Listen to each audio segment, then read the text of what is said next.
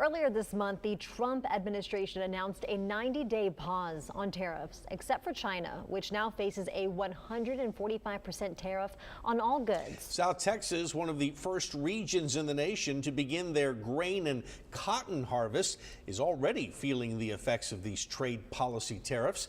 Our Lydia Herrera is in the studio with more. Lydia? I spoke with a board member of the San Patricio County Farm Bureau who says that by this time in the typical year, about 20% of the crop would have already been sold. But this season, not a single load has moved due to the instability of trade tariffs. Everything that we use and do on the farm is connected to some foreign country.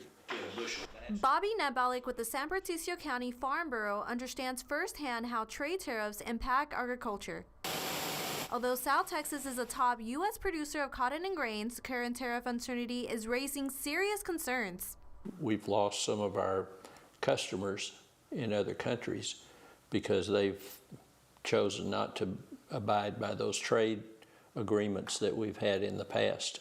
Nabalik says selling their crops isn't the only concern they're facing at the moment. So there are a lot of things that are made in other countries that are vital to keeping our farm equipment running. And we want to be sure that those trade relationships are good so that we can get parts. Nabalik says South Texas sees an earlier harvest than much of the U.S. and hopes countries can agree on a new trade tariff soon.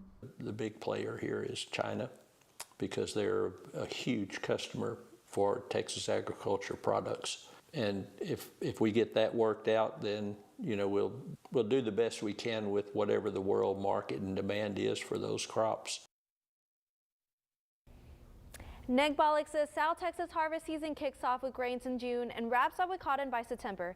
He says it's a waiting game to see whether this year's harvest will pay off this year.